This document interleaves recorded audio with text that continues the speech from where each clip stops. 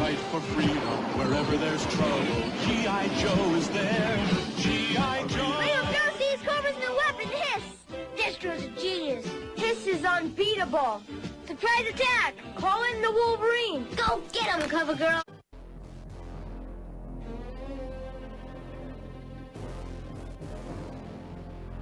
Wolverine and Cover Girl. For around $6, you could have grabbed this off the toy shelf in the early 80s.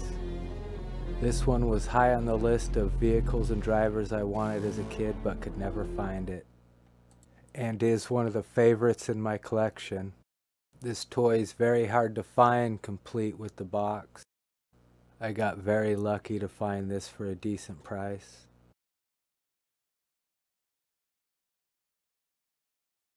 If you were lucky to find this in the 80s, you examined the box on the ride home before you got to open it. And when you finally got home, this is what you would have pulled out. A plethora of goodies.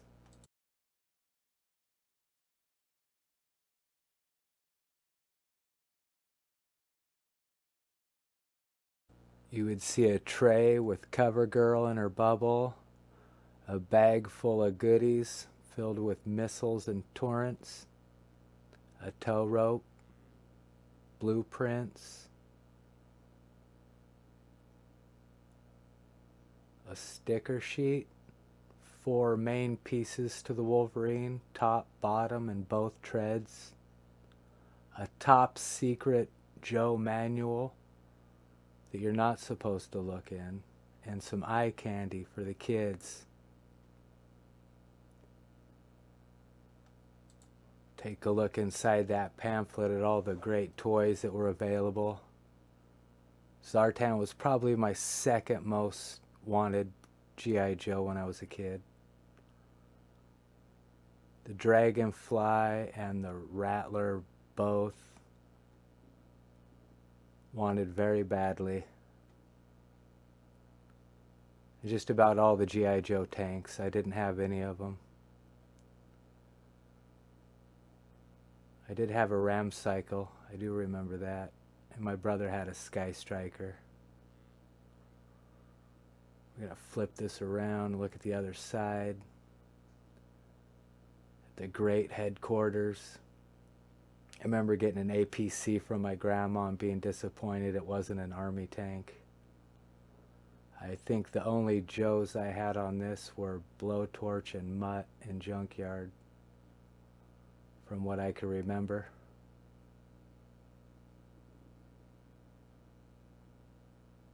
Remember wanting the water moccasin bad. My brother did get a killer whale. That was a surprise to find that.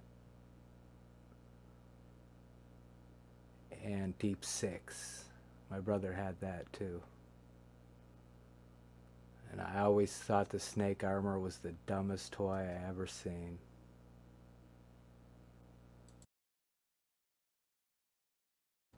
Now I could get in trouble for showing you guys this, but I'm going to take a chance. At the inside the top secret pamphlet. See, there's your warning right there. I do not want to get reprimanded by that man.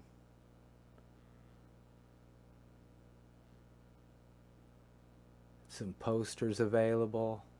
Who didn't want posters in the 80s?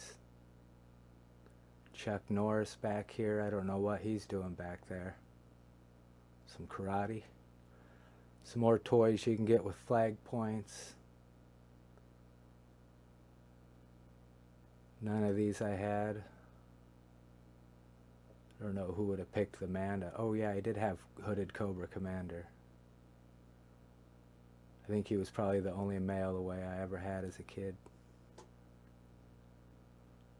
There, you'd fill that out and send it in, and months later you might get a toy back. Here's the blueprints for the Wolverine, laying out all the specs.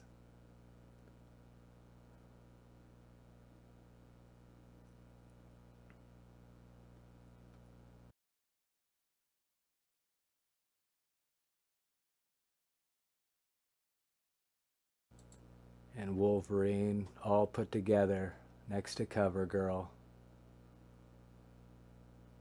I loved vehicles this size with lots of firepower as a kid, like the Devilfish and the Ferret. They were just so fun. I think that's why I wanted this so bad, on top of the fact that it had a great driver with it. Female figures were real hard to find for me. That tow cable is very fragile. You see, I don't connect both ends.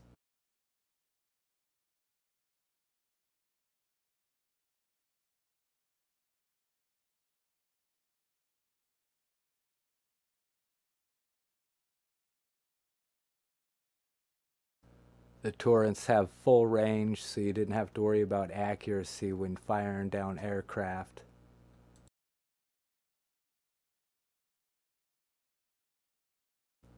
Had a tow hitch capable of towing smaller vehicles. You didn't want to risk towing anything too big.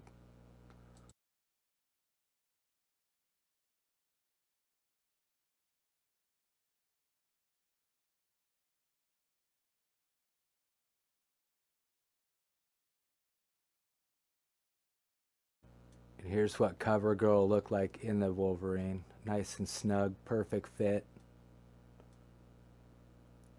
There's no other room on this thing for any more Joes. She was a lone rebel.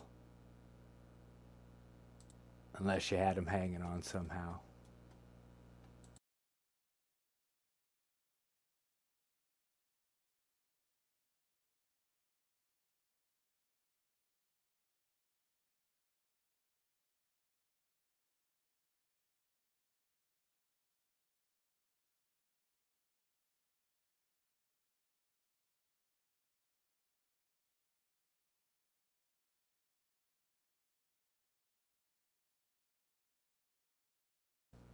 Alright, now we're going to compare it with a larger tank in the Joe line, the Mauler. You can see how much bigger the Mauler is.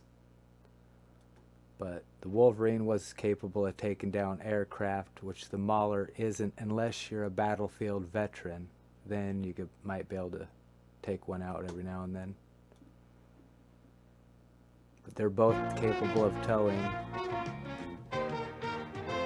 Here's a vehicle closer to its size, the Havoc Mark II, which I think looks great next to it. Would have been a fun pair of toys to have as a kid.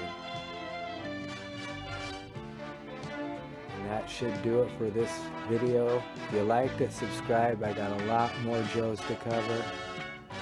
And like and comment if you want. And stay safe. Later.